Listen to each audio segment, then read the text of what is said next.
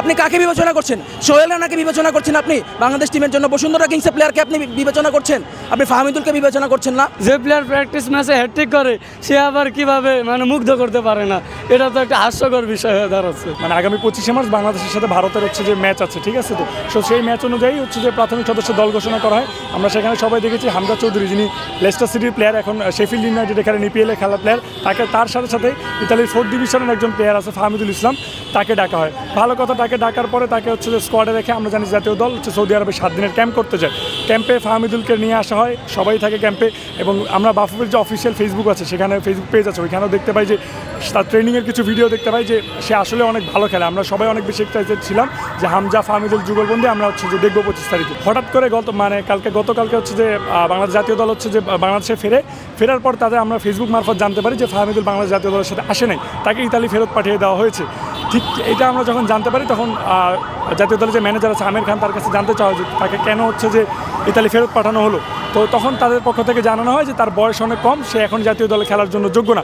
অথচ আমরা দেখতে পেয়েছি স্পেনের লামিন ইয়ামাল 16 বছর বয়সে জাতীয় দলে হয়ে সে ইউরো জিতেছে। আমরা যদি লিওনেল মেসির কথা চিন্তা করি, সবার কি 17-18 বয়সের মধ্যে অভিষেক হয়েছে, বাট এই 17 বছরের একজন প্লেয়ার যাকে বয়সের অজুহাত দেখে দল থেকে করা হচ্ছে, তাকে পাঠিয়ে দেওয়া হচ্ছে। এই কথা যখন খাটে না, তারপরে তারা অজুহাত দেয় যে সে শৃঙ্খলাজনিত কারণে তাকে বের করে দেওয়া, দলে রাখা হয়নি। এরপরে তারা আরও সারাদিন টালবাহানা করতেই থাকে, একের পর এক রিজন দেখাইতে থাকে। তো এটা দেখে যারা ফুটবল প্রেমী আছে বাংলাদেশে, সবাই গর্জে ওঠে। আমরা কালকে রাতে যে বাফুফের কার্যালয় থেকে ইন্টারকন্টিনেন্টাল পর্যন্ত পদযাত্রা করি, এবং আজকে 11টা থেকে আমরা যে এখানে কর্মসূচি পালন করছি, যেখানে জাতীয় দল আছে। তো আমাদের মেইনলি 5টা দাবি আছে, ঠিক আছে, আমি দাবিগুলো পড়ে শোনাই। যে দুপুর 1টার দিকে প্রেস ব্রিফিং অলরেডি হয়ে গেছে। এই প্রেস ব্রিফিংয়ে কাবরেরাকে ফাহমিদুলকে কেন বাদ দিয়েছে তার সঠিক কারণ বলতে হবে, এবং সে যদি কোনো সিন্ডিকেট দ্বারা প্রভাবিত হয়, এই সিন্ডিকেটের কারণটাও জানাইতে হবে যে কেন তাকে বাদ দেওয়া হলো। তদন্ত কমিটির মাধ্যমে আমরা জানি যে ফাহমিদুল ইসলাম ইতালির 4th ডিভিশনের একটা ক্লাবের প্লেয়ার, তাকে বাংলাদেশে নিয়ে এসে এই যে অপমান করে আবার তাকে ইতালি ফেরত পাঠিয়ে দেওয়া হয়েছে। কেন তাকে এরকম করা হলো, এটা কি কোনো পেশাদার আচরণের মধ্যে পড়ে? এই কারণটা আমরা তাদের কাছ থেকে জানতে চাইছি। এবং আজকে যদি আমাদের দাবি না মানা হয়, 3 মাস আমরা ছাড়তে দেবো না।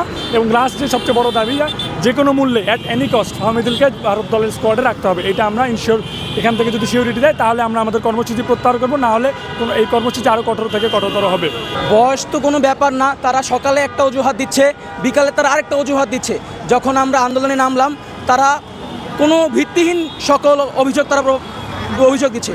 সে সিরা ডিএর প্লেয়ার, তার ডিসিপ্লিনারি ইস্যুতে যদি সমস্যা থাকতো, তারা সকালবেলা বলতো যে তার ডিসিপ্লিনারি ইস্যুতে সমস্যা ছিল, সেক্ষেত্রে আমরা বুঝতাম যে তার ডিসিপ্লিনারি সমস্যা ছিল। তারা সকালে এসে বললো যে তারা বিবেচনাই করছে না। আপনি কাকে বিবেচনা করছেন? সোহেল রানাকে বিবেচনা করছেন আপনি? বাংলাদেশ টিমের জন্য বসুন্ধরা কিংসের প্লেয়ারকে আপনি বিবেচনা করছেন? আপনি ফাহমিদুলকে বিবেচনা করছেন না? আপনি কাকে বিবেচনা করছেন?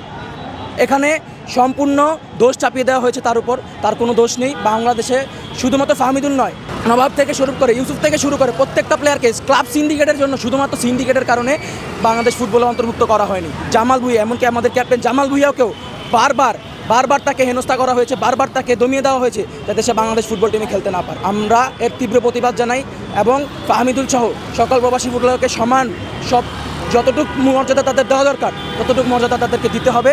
এবং ফাহমিদুলকে অতি বিলম্বে ইন্ডিয়া ম্যাচের একাদশে রাখতে হবে। যদি একাদশেও না রাখে, তারা তাকে সাইড বেঞ্চে রাখুক, তাও আমাদের দাবি পূরণ হবে। কিন্তু ফাহমিদুলকে ইতালি থেকে ব্যাক আনতেই হবে। ভাবমূর্তি নষ্ট হচ্ছে কিনা দেশের আসলে এইসব সিন্ডিকেট। এখন দেখুন, হামজা আসার পর বাংলাদেশের ফুটবলে ইউরোপ থেকে শুরু করে এশিয়ার বিভিন্ন দেশের মানুষজন এখন আমাদের খোঁজখবর রাখছে, বাংলাদেশের ফুটবলের খোঁজখবর রাখছে। সেক্ষেত্রে ফাহমিদুলের মতো ইটালিয়ান সিরিয়াতে খেলার একটা প্লেয়ার যদি অবমাননার কারণে বাংলাদেশ ক্যাম্প ত্যাগ করে চলে যায়, কোচের অবমূল্যায়নের কারণে চলে যায়, সেক্ষেত্রে বাংলাদেশের ফুটবলের অনেক ভাবমূর্তি ক্ষুণ্ণ হয়েছে। আসলে ভাবমূর্তি ক্ষুণ্ণ হওয়ার তো কিছু নেই। বাংলাদেশের ফুটবলের ভাবমূর্তি অনেক আগে থেকেই ক্ষুণ্ণ করে রেখেছে আমাদের কিছু ক্লাব সিন্ডিকেট, কিছু বাফুফের সিন্ডিকেট কর্তা রয়েছেন, যারা শুধুমাত্র ক্লাবের কিছু উন্নতির জন্য তারা বাংলাদেশের ফুটবলকে ধ্বংস করে দিয়েছে। বাংলাদেশের ফুটবলের উন্নতির ক্ষেত্রে আমরা সকলে সজাগ রয়েছি। বাংলাদেশের ফুটবলের উন্নতির জন্য আজকে আমরা ফাহমিদুলকে দলে চাই। ফার্স্টে বলছে যে আমাদের তার খেলাতে মুগ্ধ করতে পারে নাই, তার বয়স কম, অনেক এটা আরও ইমপ্রুভ করতে হবে। কিন্তু আবার পরে সেই গতকালই বিকেলে বললো তার ডিসিপ্লিনের সমস্যা। এদিকে আমাদের কোচ বলল যে তার বয়স কম, কিন্তু ওইদিকে আমরা দেখছি স্পেন, ফ্রান্স, এদের মতো দেশে লামিন ইয়ামাল 17 বছর বয়সে সে কিন্তু এখন বিশ্ব মাতাচ্ছে, ইউরোপ মাতাচ্ছে, এমনকি চ্যাম্পিয়ন্স লিগেও মাতাচ্ছে।